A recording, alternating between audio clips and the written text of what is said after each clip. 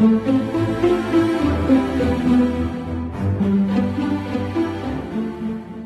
y a près de 5 siècles, la souveraine et guerrière Anacaona règne sur un des royaumes d'Haïti. Longtemps distinguée pour sa beauté, pour son intelligence ou encore pour son talent pour la poésie, la sublime Anacaona, fleur d'or, a mené plus d'une bataille durant sa lutte contre la domination espagnole. Dans ce nouvel épisode, je vais tenter de vous expliquer comment celle-ci résista, grâce à sa détermination sans faille, à ceux venus voler ses terres et réduire son pays en esclavage. Jusqu'à sa mort, elle luttera corps et âme pour la dignité de son peuple.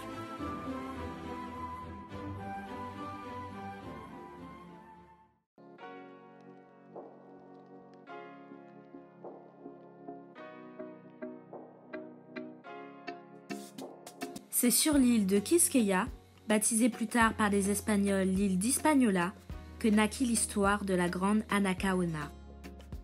Pour rappel, l'île d'Hispaniola est une île des Caraïbes située au centre des Grandes Antilles, à 87 km à l'est-sud-est de Cuba.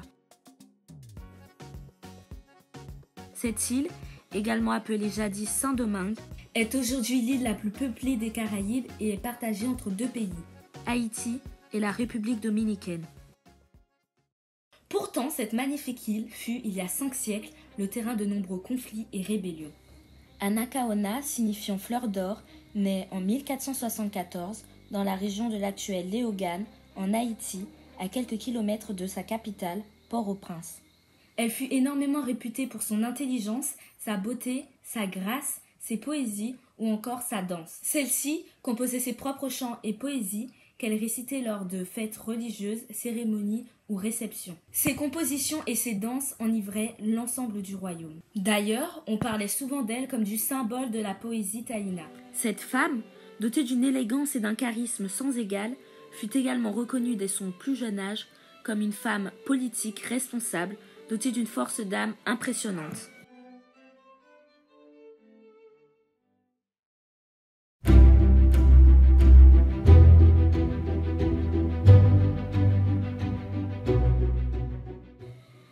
Anacaona était la sœur du cacique nommé Boekio, du Xaragua, également écrit Jaragua, l'une des 5 chefferies de l'île d'Hispaniola. Les cacicas d'Hispaniola furent les 5 territoires indépendants de l'île d'Hispaniola, chacun gouverné par un cacique. Ce gouvernement était héréditaire et absolu. Ainsi, la population devait obéissance et soumission au cacique. Boekio, le frère d'Anacaona, était beaucoup plus âgé qu'elle et était perçu comme un guerrier fort et puissant. Anacaona, en tant que jeune femme politique, secondait son frère dans la gestion quotidienne du royaume.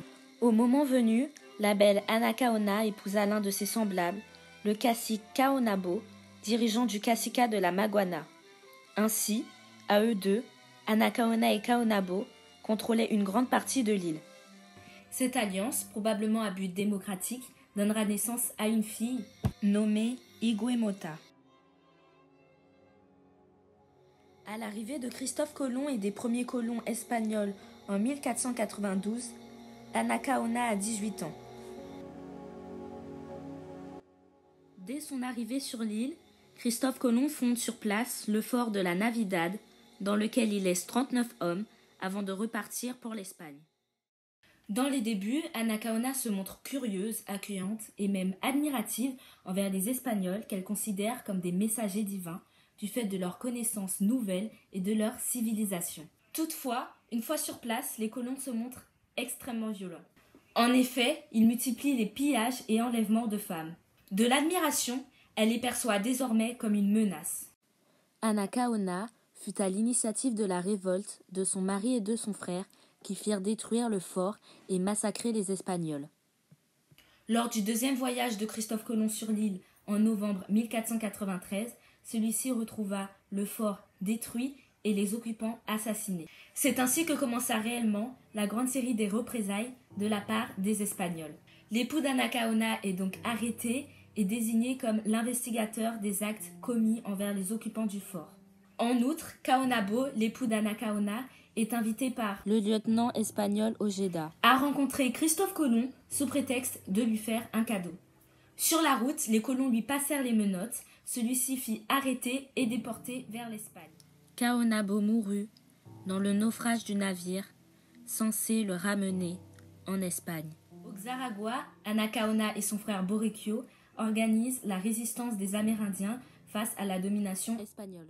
Sur place, les colons s'altèrent à une conquête massive d'or et élèvent un nouveau fort. Avant de repartir, afin de chercher des financements en Espagne, Christophe Colomb laissa l'île sous le commandement de son frère, Giacomo Colomb.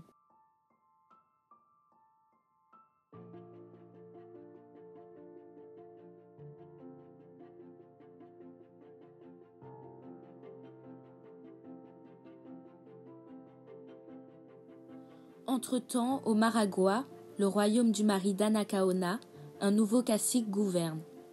Il s'agit du cacique Guarionex.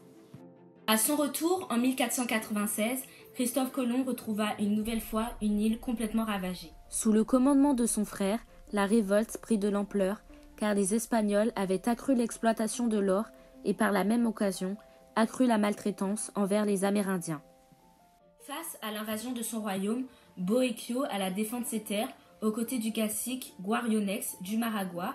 Tous deux furent tués durant le combat. La bataille de Vega Real, qui eut lieu en 1495, est celle qui permettra d'accroître la défaite des Amérindiens. En effet, ce sont plus de 3000 Amérindiens armés d'armes, de flèches et de lances qui combattirent contre les Espagnols.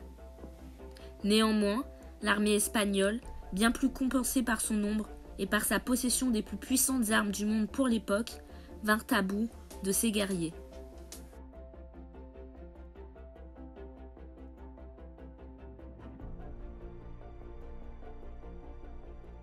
Sur 100 000 Amérindiens refusant de se soumettre, la majorité fut réduite à l'esclavage dans les mines. La reine Isabelle d'Espagne ordonna une conversion générale et la soumission des Amérindiens à la couronne d'Espagne. Face à l'armée espagnole, les Amérindiens n'ayant pas de moyens de combattre, choisirent d'abandonner la culture des terres et de déraciner les végétaux afin de créer la famine. En 1498, sous les accusations de ses ennemis espagnols, Christophe Colomb dut repartir en Espagne afin de justifier tous les désastres rapportés à la reine.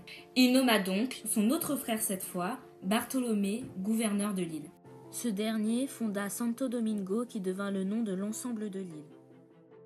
À la mort de son frère, Anacaona mena le Xaragua à la résistance contre les Espagnols. Celui-ci fut le seul cacique insoumis en Haïti à l'arrivée de Nicolas de Ovando, le nouveau gouverneur de l'île. Celui-ci débarqua avec 32 vaisseaux transportant 2500 colons. Dès son arrivée sur l'île, il incita au développement des cultures des terres et encouragea les propriétaires à former des plantations. En voulant accélérer le développement de l'île, il incarnait le cauchemar des Amérindiens. À Santo Domingo, 2 royaumes résistaient encore à l'invasion espagnole. Le Jaragua, alias le Xaragua, dirigé par Anacaona depuis la mort de son frère, et le Higüey, dirigé par Cotubanama. L'esprit de révolte grandissait chez les 2 royaumes insoumis. Tous deux s'allièrent et organisèrent une rébellion qui fit périr un nombre considérable d'Espagnols. Le gouverneur de l'île entreprit donc la signature de traités de paix afin de calmer les révoltes. En 1503, le gouverneur annonça sa visite amicale dans le Xaragua d'Anacaona. Celle-ci le reçut avec l'ensemble de son peuple pour une cérémonie grandiose composée de chants et de danses. Ainsi, le gouverneur invita l'ensemble des caciques en retour pour une fête dite à l'espagnol. Ovando reçut les Amérindiens venus en masse dans une salle construite pour l'occasion. Lorsqu'ils furent tous réunis et au signal du gouverneur, 350 hommes se saisirent des invités, les attacha à des colonnes et mirent le feu à la salle. Anacaona, son neveu, sa fille, sa petite-fille et le leader tribal Atoué réussirent à s'enfuir. Cependant, Anacaona fut très vite traqué et capturé. Nicolas de Ovando, le gouverneur, proposa à Anacaona de lui laisser la vie sauve si elle acceptait de devenir sa femme en échange. Celle-ci refusa et fut exécutée publiquement par pendaison, probablement en 1504, alors qu'elle était âgée de 29 ans. À la suite de ces massacres, la reine Isabelle, sur le point de mourir, exprima le souhait que Nicolas d'Ovando soit puni et démis de ses fonctions. Son souhait sera appliqué 5 ans plus tard. Estimé d'abord à 500 000 en 1492, à l'arrivée de Christophe Colomb, La population des Taïnos sur l'île d'Hispaniola n'est alors déjà plus que 60 000 en 1509 et plus que 600 en 1531. Anacaona fut une des premières femmes des Amériques à se soulever contre les conquérants. Cette femme, dotée d'une beauté à couper le souffle et d'un don pour la poésie renversant, est aujourd'hui le symbole de la résistance des Amérindiens à la conquête des îles de la Caraïbe par les Européens. Elle a vécu pour la dignité de son peuple et est décédée avec dignité. À une époque où la plupart des femmes étaient exclues des fonctions sociétaires, elle occupait une position centrale dans son royaume, son pays et son peuple. Parce qu'il ne faut pas ignorer, parce qu'il ne faut pas oublier, cet épisode dédié au combat de cette femme fascinante fut quelque peu différent de d'habitude et beaucoup plus travaillé. C'est aussi pourquoi j'espère qu'il vous a plu. J'ai eu une grosse absence ces derniers temps, j'ai pas posté pendant au moins 1 mois et demi, mais avec la reprise des cours, ça a été assez compliqué pour moi. Donc j'essaierai de reprendre le rythme petit à petit et j'espère que j'arriverai à tenir. Si tu as aimé cette épopée d'histoire, n'hésite pas à la liker, à la commenter et à la partager. Et moi je te dis à dans 2 semaines pour le prochain épisode. J'ai mis toutes les sources dans la description de cette vidéo, donc n'hésitez pas à aller voir la description pour pouvoir lire les articles.